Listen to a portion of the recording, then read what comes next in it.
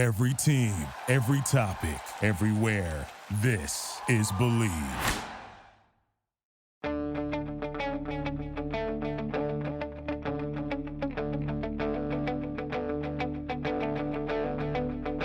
Ich warte seit Wochen auf diesen Tag und tanz vor Freude über den Asphalt. Als wär's ein Rhythmus, als gäb's ein Lied, das mich immer weiter durch die Straßen zieht. Komm dir entgegen. Hello and welcome to Gegenpressing, the Bundesliga podcast. I'm Manu and he's Stefan Bienkowski, and Stefan, I'm in our office. I'm actually in Hamburg at Transfermarkt. But how's it going? Yeah, all good. Can't complain, as always. A little sad that this is the final kind of main episode of the season, but there's also a kind of twinge of relief in there as well.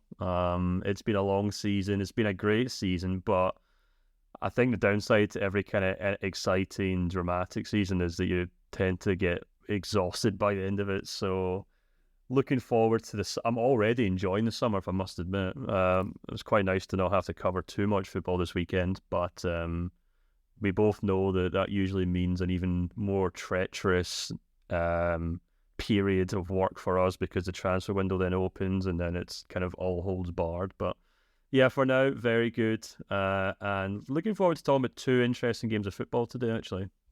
Yeah, no, the two really interesting games of football. And I think we need to park a lot of time for both of them individually because they're both individually interesting stories, I think. And I was at both of these games. Well, in one case, both of those games because it was a two-legged affair, right?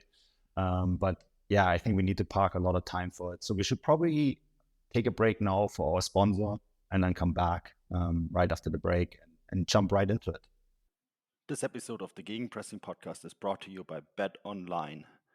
BetOnline is your number one source for all your championship final infos, stats, news, and scores.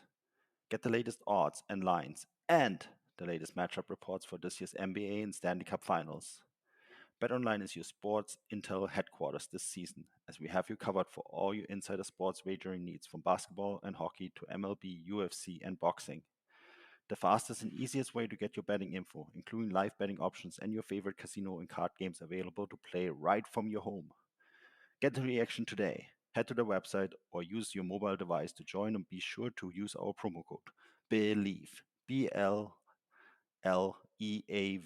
B-L-E-A-V, BELIEVE, to receive your 50% bonus on your first deposit. Bet online, where the game starts.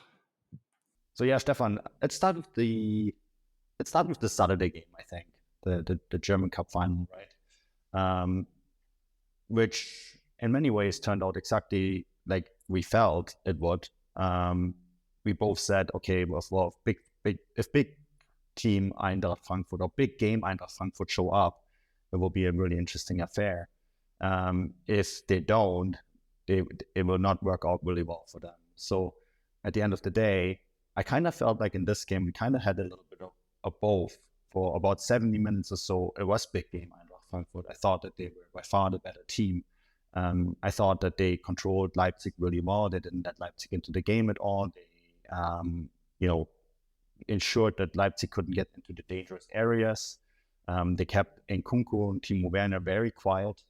And then in the 70th minute, a ricochet ball, and it was actually deflected twice by Christopher Nkunku, finally beat Kevin Trapp. And it was like the energy just left Eintracht Frankfurt. And from then on, it was all Leipzig, and they ended up winning this game quite easily. They're 2-0 from that moment onwards.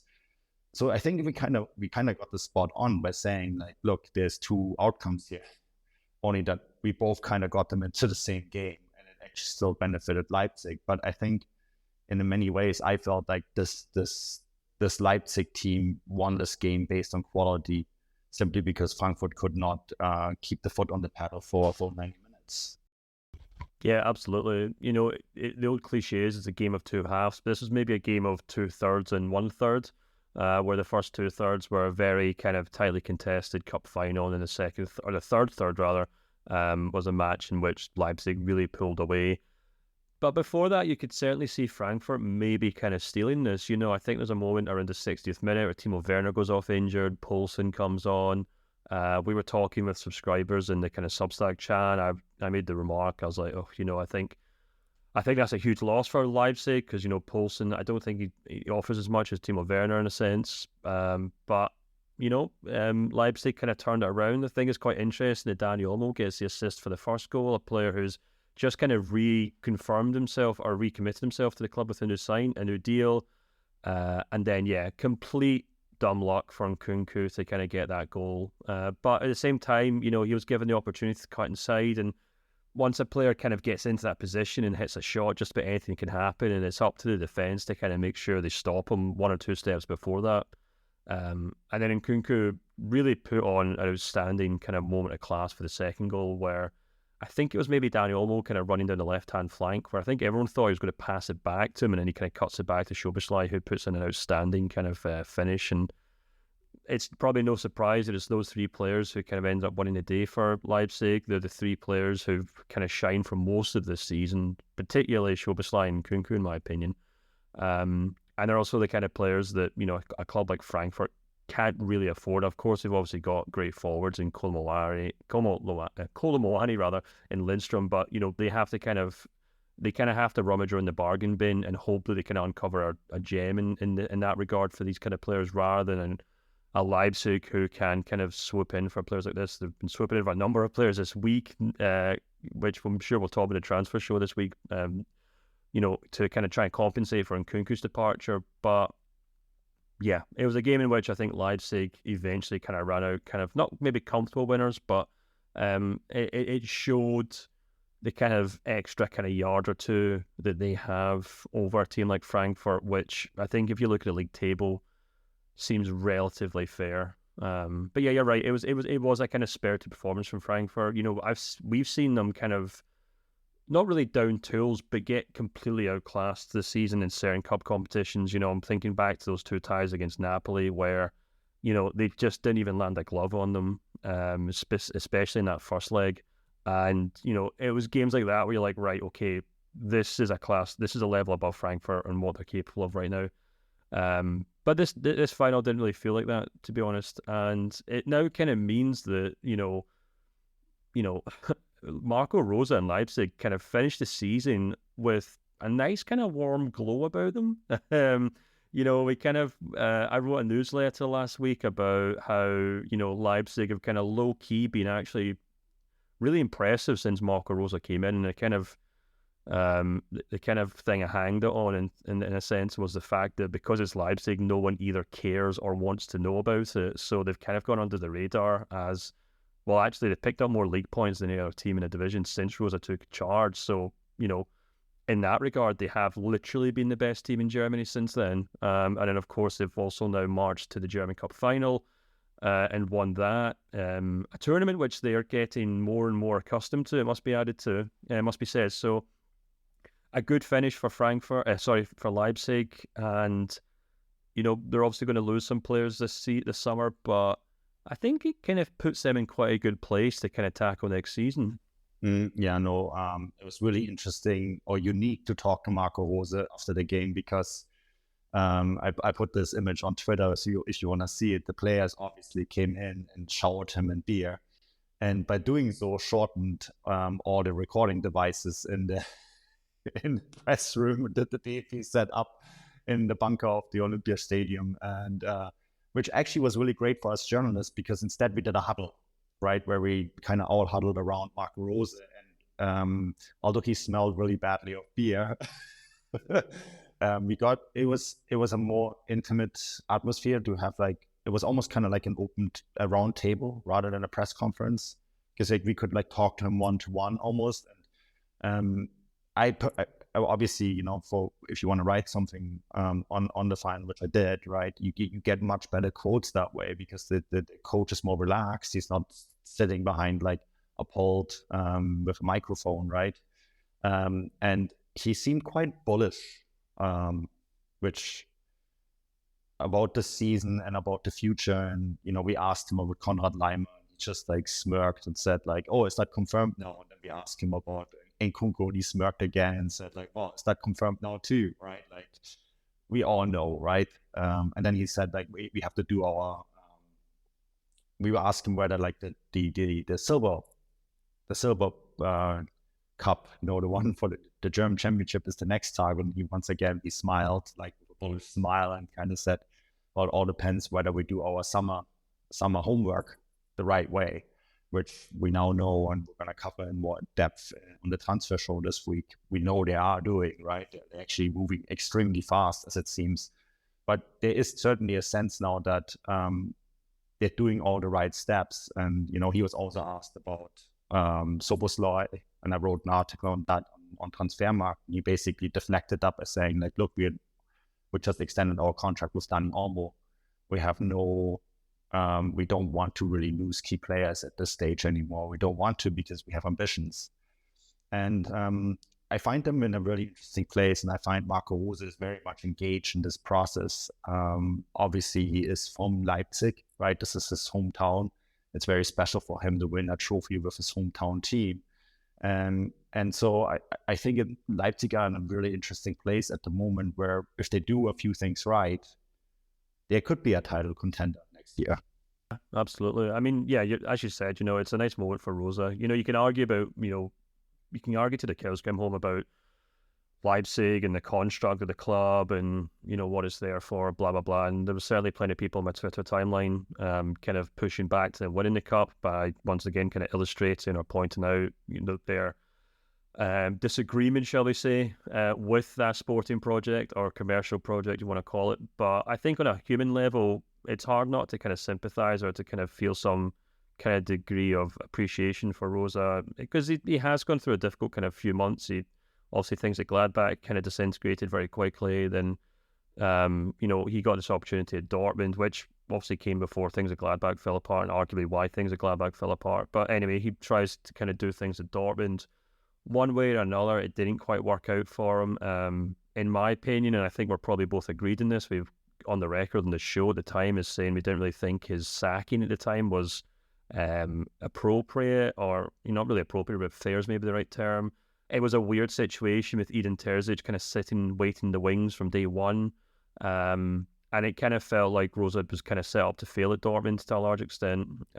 So for him to then move to Leipzig, as you said, his hometown club, and to not only bring a lot of joy to their fans, but also to kind of prove himself as well very quickly, was really impressive, and just for him personally, it's a great season, it's a great achievement. And you're absolutely right, we talk a lot about this with Leipzig in the sense that, well, actually we talk a lot about Dortmund in the sense that, they kind of are only willing to go to a certain level and then they kind of begin to shy away from their responsibilities. But, Leipzig are just as, they're just as big a culprit of this in the sense that they probably have a wage bill equal to, if not higher than Dortmund's at this point. And under successive managers, they have struggled to kind of prove themselves as regular title challengers. So obviously a lot of it will depend on what happens this summer when Nkunku leaves. I guess if he leaves, I think he's almost certain he is leaving. But again, we still not. It might be confirmed by the time the people listen to the show. But obviously, summer transfer moves permitting, even without Nkunku, this squad's still good enough to challenge for the Bundesliga, in my opinion. They've got players coming in, players they've already agreed to sign who are coming in.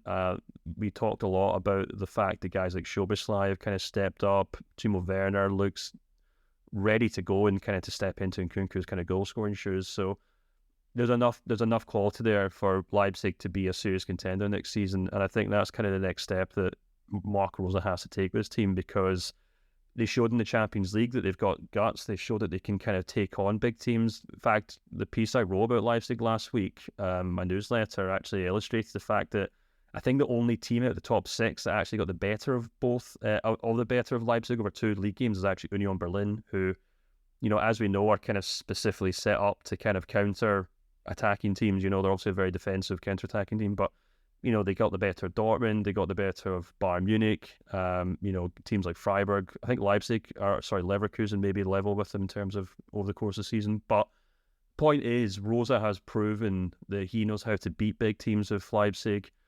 He knows how to win a cup with Leipzig. He knows how to kind of, and as I said earlier on, he knows how to pick up points better than just about any team since he joined the club. So there's no reason why they shouldn't be title contenders next season. And anything less than that would probably suggest that something's gone wrong. Yeah, no, absolutely. I'm really kind of fascinated by Marco Rose as a character, as a personality. And maybe it'd actually be really interesting to have him maybe on the show or like have an interview with him at one point, because like he does seem like a very multifaceted, more in-depth personality than some of the other people in the Bundesliga. The Germans like to use the word sympathisch and charismatic. So we're just kind of like a mix of the two things, right? And so it would be really interesting to do something more in depth for Marco Rose at some point, because I do think he's a really interesting coach and he's a really interesting personality. So, going forward, I think that's something that we should probably schedule. I also want to talk about Oliver Glasner and Eintracht Frankfurt and what's maybe next for them, because it does feel like, and I wrote my piece about that this week, right, that this is kind of like, it could be the end of a chapter or it could be the end of an era. And I think it's going to be really interesting to see which one of the two it's going to be. And what I mean by that is that Frankfurt have been really good since winning the Pokal in 2018 to go through different players and coaches, but yet keeping the era alive, right? Like keeping this attitude of the club alive that, we lose players, coaches and players come, but like who we are as a club and as an identity stays the same. And I'm really curious to see whether Markus Krösche now can conserve that, because I think it's still very much there. Like if Mario Götze hits that ball a little bit different just before the Nkunku goal, maybe we're talking about a very different outcome here, right? But I'm really curious how Frankfurt are going to go forward, because for them too, they feel like a club that is also on the verge of doing something different. And obviously, Dino Topmüller is now the favorite to take over the head coaching position. Frankfurt have already done quite a lot of homework when it comes to signing new players. But I think they're actually a really fascinating club going forward as well, Stefan, in terms of what's next for Frankfurt. And I mean, I kind of tried to answer that question already, right? But I kind of just feel like this summer is going to be a really big and crucial summer for them. I mean, they're in the Conference League, which is a competition I think they can win. But I think they're also in the league. They need to finally make that step to actually qualify for the Champions League, maybe through the actual Bundesliga rather than having to rely on winning trophies. Yeah, I mean, you kind of took the words straight out of my mouth there. I think most Frankfurt fans would probably tell you that, or even just anyone who watched the Bundesliga, that, Frankfurt over the last kind of couple of years have been a team of a number of highs and a number of lows. Obviously Glasner took them to some incredible highs, the Europa League final, winning the competition, German Cups, whatever you want to call it, Champions League. But there's no doubt that over the course of his time at the club, and it was something that routinely happened season on season, is that I guess they became a victim of their own success in the sense that they played so many cup games. I think you kind of quoted maybe him or Krösche in the article saying that over the last 2 seasons, I think, 97 games over the last, 12 months, is it? 18 months 97. Maybe? So when you put it like that, it's absolutely 97. Yeah. It's absolutely bonkers. But 24 months. That is largely down to the fact that they have continued to have to kind of compensate for their league form with these kind of runs in the cups. Obviously they want to win a German Cup because of the German Cup, but also the other reason is so they can get back into Europe. The Europa League was a large extent to get into the Champions League, as well as winning a trophy. Don't get me wrong, it's obviously an outstanding achievement in its own right. But I think Frankfurt's next step is to kind of look at those places that are kind of currently occupied by the likes of Freiburg, by the likes of Union Berlin, and kind of say to themselves, well, what do we have to do to make sure we're always thereabouts every season? Because they've definitely got the budget, they've got the capacity as a squad, as a club, they've got the support, and they've got the players, to be frank. I know we just kind of talked about how they're quite not at Leipzig's level, but they've got a squad more than capable of rivaling the likes of Freiburg and Union Berlin, man for man, in my opinion. So they just kind of maybe have to bring in a head coach who's capable of maybe more week-to-week consistency that Glasner maybe struggled with. We all know that Glasner's a very good tactician. We all know he's very good at setting his team up to kind of play one-off games. But when it comes to week, league football, I think Frankfurt struggled under. He kind of reminds me of the opposite of Antonio Conte, actually, who really forged a career in Italy and England as being this outstanding, methodical head coach at kind of building teams that could just grind out performances in the league. But when it came to actually, competing in cup competitions, like, for example, I think if I'm not mistaken, I remember I wrote a piece for Transfermarkt about Conte recently, and he hadn't won a Champions League knockout game in about 10 seasons, which is crazy to think about because he's considered one of the best coaches in the world. But some coaches are just very good at one type of competition and just not very good at others. And it's up to Glasner to kind of prove the next clubs he works at that he's very good at both. But Frankfurt need a coach who's capable of kind of, I think, grinding out cup runs and just confirming that they are a top 6 side for the next 4 or 5 seasons. Because while this might sound quite unromantic, the idea of just consistently qualifying for Europe is probably better financially and in terms of stability for the club than the occasional sporadic run to a final, So I think maybe fans prefer it the other way around. Maybe they like the highs and lows because they get a trip to, Seville or whatever else it is. But yeah, I think Frankfurt need a head coach who can do exactly that. So there's already names that have been talked about. So we'll find out, I guess, in the coming weeks or maybe months who they're going to appoint. But that's how I look at it right now. I mean, obviously they're a bit like Leipzig in the sense that they might have to sell a few players. There's obviously a lot of talk about Cole Muani. I've got a feeling they might actually hold on to him, to be honest. There's other guys like Lindstrom maybe moving on, and Dika, guys like that. So we might also need a kind of rebuild of the squad as well. But yeah, I think Frankfurt have just about everything in place. They just need to get a coach now who can kind of just turn them into a really good Bundesliga winning machine. Yeah, no, I think that's really spot on. And maybe that's a really good transition to the other big game. Before we do that, though, I want to talk one thing, and that's actually also a really good transition to that next game that we want to talk about: the atmosphere at the Olympiastadion. Obviously, I wrote about that in my thoughts piece after the game. I mentioned it on Twitter. I mentioned it in the Substack chat. Frankfurt fans are unbelievable. What they've done at that game, the 3-part tifo plus the extra tifo at halftime, I can only applaud that. That is a fan base that Eintracht Frankfurt can be extremely proud of. They support the club no matter what, and it made for an incredible atmosphere. It showed what the Olympiastadion can be for big games, and we might see that next season because Union Berlin might be playing Champions League games there, right? Which I actually think Union could probably replicate what Frankfurt have done there. So I want to applaud that, and with that, also talk about the second leg of the relegation playoffs. Hamburg do not go up. But before we talk about Hamburg and Stuttgart is in a similar vein than Frankfurt, I feel, with many ways. And, we need to talk about Sebastian Hoeneß and the fantastic job he has done. We need to talk about Hamburg and what's next. But, wow, the Volkspark yesterday, Stefan, the atmosphere was incredible. If Hamburg had gone up, which they didn't, they would have to thank the fans. It was incredibly loud. And when the game was over and Hamburg did not go up and lost the game quite decisively, no one left. For a good 15, 20 minutes, nobody left. They just stayed and they applauded the team, and there was no violence. There was no, the kind of whistles that you hear. There was no sense of huge disappointment. It was just in appreciation for fans what the players have done this season. And I thought that was astonishing, and I think it really deserves mentioning because we've seen it, especially before COVID. Maybe this is something that happened during COVID, that fans finally learned how to appreciate what they have by being able to go to stadiums. But we've seen games like that go really bad, right? Where the team that did not go up, or the team that got relegated, where fans rioted, we had nothing even close to it.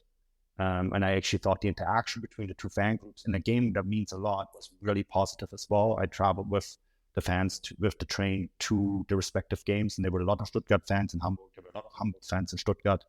and they interacted very peacefully. So I want to just point that out before we go next, because the fans in and around Germany over these 3 massive games have been very impressive. With that in mind, Stuttgart stay up, and Stefan, based on their run of form over the last 8 games, where they're actually 5th in the Bundesliga standings, only, let me get it straight out of my head, Leipzig, Dortmund, Bayern, and Köln were better during that stretch.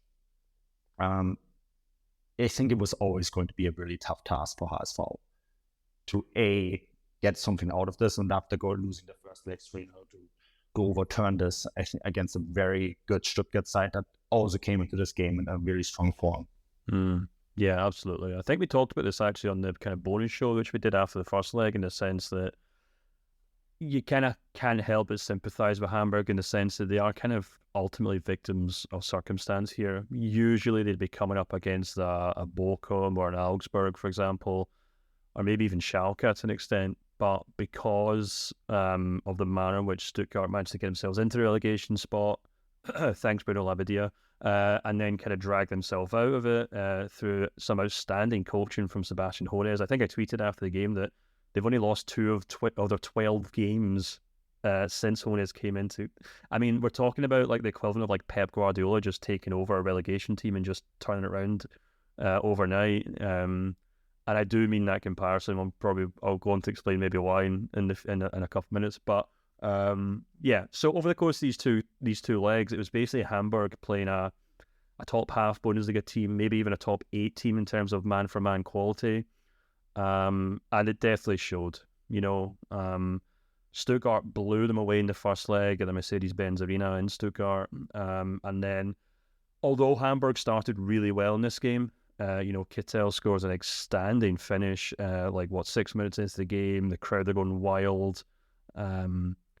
It still felt like a game in which you could see Hamburg pushing, and actually we saw this in the first leg as well, actually, in the sense that Hamburg were desperate to kind of keep pushing forward and scoring goals, and Stuttgart were just happy to pick them off.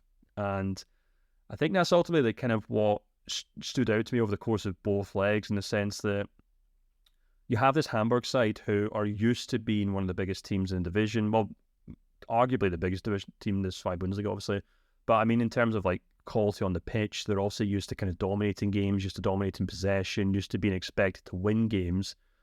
And this is the kind of tricky thing about playoff games, and it's not just a Bundesliga thing. It's not just a German football thing. It's an issue that I think we have in general, where you pit one of the best teams from the second division against one of the worst teams from the top division, because you've got, all of a sudden, you've got a team that are used to going all out to win games, having to actually play as the underdog.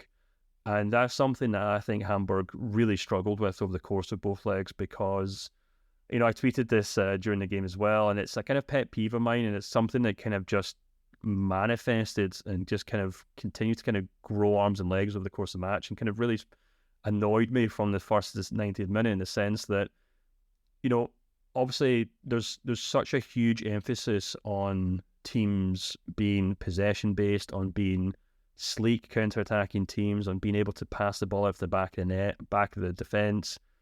And it's a style of football that has kind of permeated throughout the whole of, professional football in just about every country. You see teams in the second, third tiers. As long as they've got decent football pitches, there will always be a team trying to play the kind of possession-based football. And I think that's fine when you are the best team in the division, because you can just pass around the other team, because by nature you have better players. But for a team like Hamburg, who are coming into this game against a much better technical team, it just meant that they had no chance.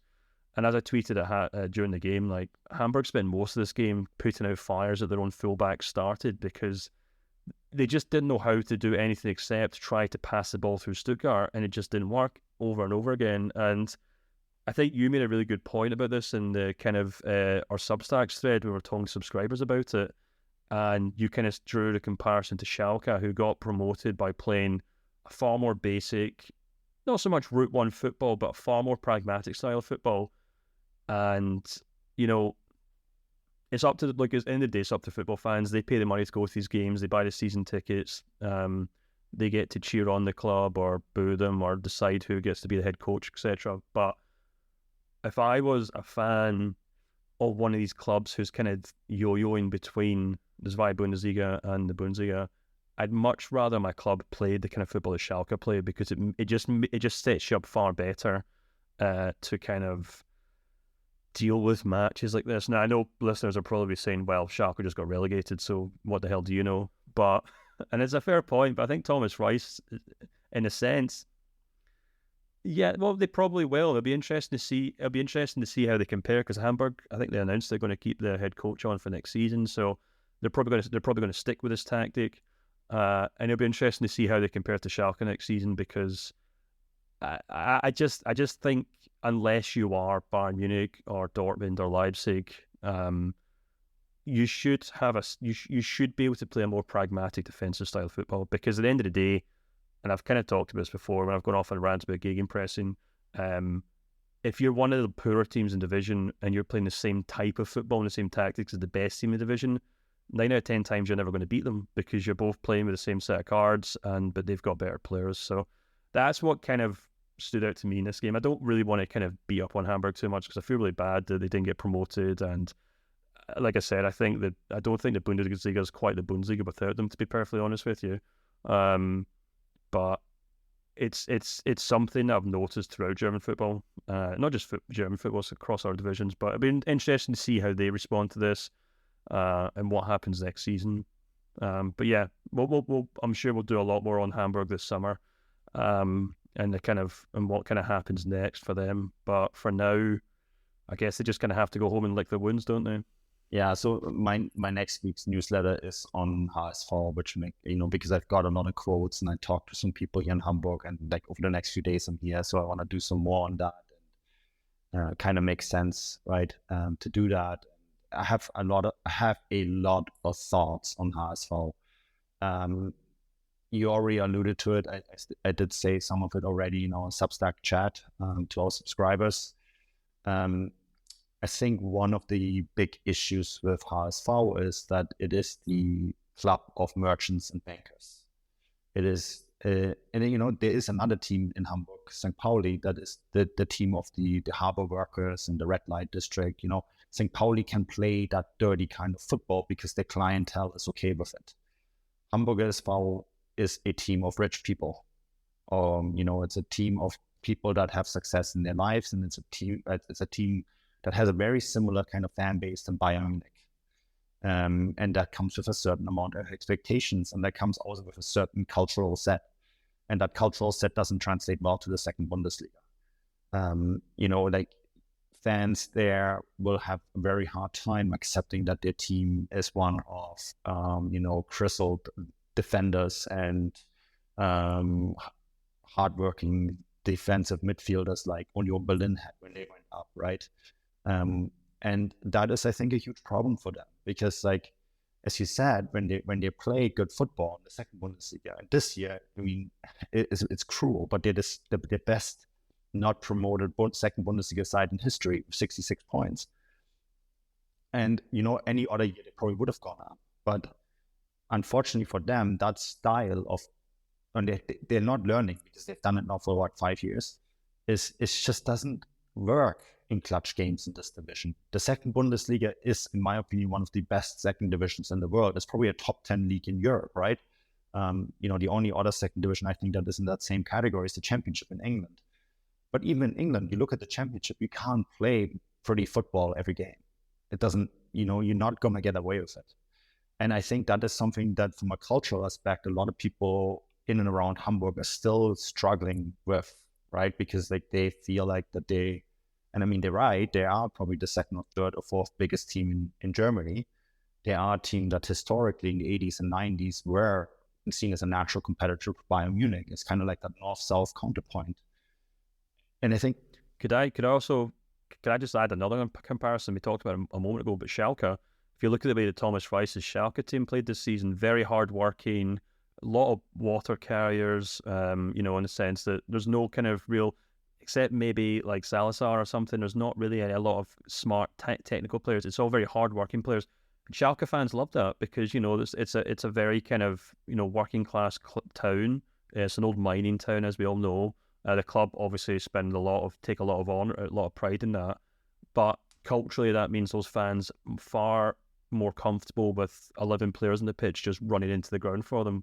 And as you said, that's such a stark contrast to Hamburg, where, you know, you walk down the kind of gold-plated streets and there's like Armani shops and, you know, Dolce Gabbana, whatever you want to call it. Very different from the St. Pauli region of Hamburg, but, you know, for people who've never maybe been to Hamburg, it is technically one of the richest places in Germany. It's got one of the highest GDPs per, you know, square mile, which seems like a very German thing to know, but I do seem to know that.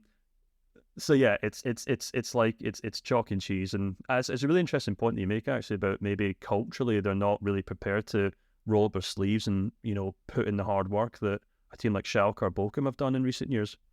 Or St. Pauli this year, right? St. Pauli too. Like they understand the league much better, and it's I think it's a really tricky thing for them, because I think that once they do get out of this division, and I'm certain of this, they'll be fine.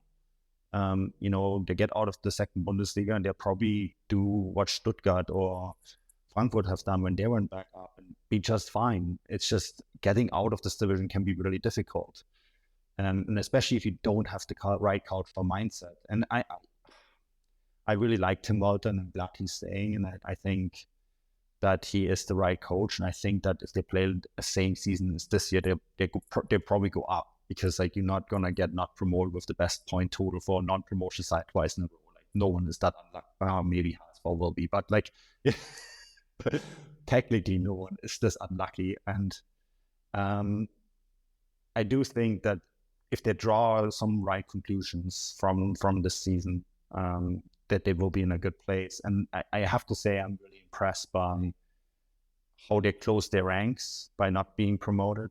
You know, there was no, we have to change everything, which I think actually would be the wrong thing to do, because like I talked to my colleagues here in Hamburg and they're like, well, we changed everything every year. Every year we changed it and it didn't work. And when you actually look at the season on balance, they played a really good season in the second division. And so maybe not changing something is actually the right thing to do, because if they play the same season again, they'll get promoted. So I'm like, I guess I'm like the roll-back guy rather than the rebuild guy in this conversation. But they will have to do some couple of small things. They will have to bring in some grizzled veteran presence that can just help this team get over the line. Yeah, no, absolutely. I mean, I guess we just have to wait and see what happens with Hamburg. But you then kind of draw that comparison to Stuttgart, who kind of ironically will probably have to have a bit of a transition season despite being the victors in this circumstance, you know. We have no idea kind of what players are coming and going. You know, there's obviously a huge amount of speculation. I think there were probably a lot of clubs around Europe licking their lips at the prospect of Stuttgart going down, because they really do have 5 or 6 players who are easily top half the Bundesliga stars, you know, Borna Sosa, Mavropanos, some of the forward players as well. But it'll be really interesting to see what happens now, because you're now, the really can't overstate how dramatic a U-turn Stuttgart have done on their own is. You know, we talked about how many games they've won or avoided to lose. You mentioned their form table in the Bundesliga. And you kind of wonder if they can kind of go into next season with this squad largely intact and put on the kind of performances we've seen of them in the last kind of like 2 or 3 months, then we're talking about a team here, Manu, that could potentially really leapfrog a lot of clubs in the Bundesliga next season and could quite comfortably finish the top half of the season. Top half of the table. Oh yeah, totally. Like Borna Sosa said yesterday in the mixed zone in his state of euphoria that he's going to stay, that Stuttgart is his home. He's been here for 5 years. Not sure I'm 100% buying it, but he said it, which may be bad or good news for Stuttgart, because they might have to sell him to get money to sign other players, right? But so keep an eye on that. But yeah, they look like in a really good place. And I think if there's a few teams further up the table, like if you're Mainz, you're in Augsburg, or even like a Freiburg, or even maybe in Union, that you have to look over your shoulders, because if the team plays like they did this year under Hoeneß, then there's a good chance that they can push for even like maybe a spot for the Conference League. I do think that they are that good. And like, I had an Eintracht Frankfurt fan say to me that, oh, we were lucky to get to the final, we had a luck of draw. And I'm like, that semi-final against Stuttgart was actually a pretty tricky draw. right? I mean, Stuttgart could have been very well the team in the DFB Pokal final and playing the relegation at the top of it, which I think would have been very tricky for them. So I think they dodged a bullet there. But, they're a good team. They're a really good team. And if they draw some right conclusions from this season as well, then, they don't need to change much. They just need to change a few things. In sporting director Wolgemut and in head coach Sebastian Hoeneß, who I know you are a huge fan of, they have the right people in charge now. Yeah, and it's so vital that they keep these guys in charge because there's been so much upheaval at the club, whether it's down to like the president, chairman, we saw Sven Mislintat, the kind of sporting director. I don't know if it's a sporting director or director of football. These things are always so interchangeable to me, but either way, same thing. he's moved on to Ajax, and we had a kind of, carousel of head coaches come along with, and I was quite comfortably or quite vocally on the record about how much it annoyed me that they just decided to plot for Bruno Labbadia end of last year, and how much of a disaster that was. Who would have thought that would have been the case anyway? And it makes you kind of go back as well and think, you talk about what would have happened if Leipzig had appointed Marco Rose at the start of the season, or if Schalke had appointed Thomas Reis at the start of the season. But can you imagine if Stuttgart had managed to kind of coax Hoeneß to the club even 1 or 2 months earlier, then they would have probably been able to avoid all this mess quite comfortably. So, yeah, I'm actually a huge fan of Hoeneß. Thought he did a great job at the previous club he was at as well, and in the sense, at Hoffenheim. And I don't know, I think, maybe it's just his name that kind of automatically draws him to Bayern. Obviously, he was there as a youth coach, if I'm not mistaken, so he has got some kind of experience there. He kind of gives off kind of Julian Nagelsmann vibes, where you can appreciate where, or you can maybe see where the kind of narrative begins to kind of draw some sort of momentum. And, before long, maybe people are saying, well, he's always been a Bayern man, and, it's only natural that he comes back eventually to the club. But yeah, I think he's shown himself now. I mean, look, I was going to say he's still not exactly completed his job at Stuttgart, shall we say. He's done the first job. He still has to go spend a full season doing a good job of it, and arguably doing it after they've lost 1 or 2 star players, because that's just the kind of reality of being a Bundesliga head coach these days, from one season to the next. But if he can, then I think Stuttgart are onto a great thing. And I think fans would probably tell you they just want some bloody stability. They just want to finish 9th or 10th for a couple of seasons, push up for European spots, not have to worry about relegation. And, we talk about the Hamburgs of this world and the Schalkes of this world, but Stuttgart are one of the biggest clubs in Germany too. They have to be fighting for top 6 spots. They should be fighting for top 6 spots. It's a great town, or a great city rather. It's a fantastic stadium, great set of supporters. And they're just yet another kind of fallen giant in German football. They're hopefully trying to get back on their feet. But yeah, I'm really excited to see what they can do next season. Big fan of Hoeneß. I said in our kind of group chat, our chat with subscribers, I think he's a future Bayern head coach. You're welcome to kind of quote me on that, and we'll see what happens in the next 4 or 5 years. I'll be interested to see what he can do between now and then, before, Tuchel inevitably leaves the club in the next 2 or 3 seasons, and we'll see what happens with that. But yeah, I don't know. It's a nice end to the season for Stuttgart. The fans have gone through absolute hell and torment this season, and they now get to kind of come out of it all smelling of roses, in the sense that they've avoided relegation, but they've also got a great head coach in place for next season. Yeah, no, absolutely. And like Hoeneß, the name says it all. Born in Munich as well. Obviously, he's Sebastian Hoeneß is the son of Dieter Hoeneß, right? Uli Hoeneß's brother. So there's that. But yeah, you kind of make that link, and it kind of makes sense. So we'll see what happens. But Stefan, before we wrap this up, we kind of have to make a couple of announcements here. This is our last show for the season. Don't worry, it's not our last show forever. It's just the last free show for the season we're going to have. Obviously, the shows behind the paywalls though for the summer, the transfer show, a few specials. I don't think we're coming back to the show until maybe July, or unless there's something major happening. So maybe just want to announce that as our summer roadmap, because the regular season is now done. The DFB Pokal is done. So yeah, just want to kind of put something on that. Anything else that we need to add before we wrap this up? I would just also implore people to sign up if they enjoy listening to the show. Give us a listen. I think you can get a month free trial. on the Substack. So give that a listen, see if you enjoy the transfer show and the bonus show. I don't think it's too much to ask in terms of what we ask subscribers to pay for. I'm sure subscribers would be happy to say it's worth the money because they get a lot out of it, I think. So through the summer, we'll still be doing 2 shows a week for them. But also, if you can't subscribe or you don't want to subscribe, you can also just go along to our YouTube channel and subscribe to that, because while we don't put out the full shows that are behind the paywall, of course, that would make more sense. But we do clip up sections of it, maybe like, a quarter or a third of each show, and stick it on YouTube as well. So you can always just kind of keep on top of things on that as well. So yeah, but until then, I guess it's goodbye for the summer, isn't it, Manu? Yeah, enjoy your summer if you're not a subscriber. We'll be back soon. As always, the show is brought to you by Bet Online. And yeah, enjoy the summer holidays. Until next time, auf Wiedersehen.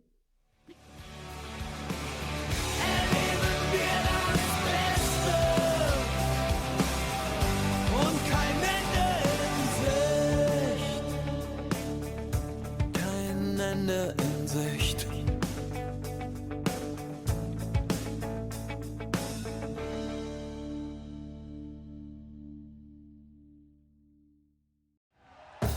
Thank you for listening to Believe. You can show support to your host by subscribing to the show and giving us a 5-star rating on your preferred platform. Check us out at Believe.com and search for BLEAV on YouTube.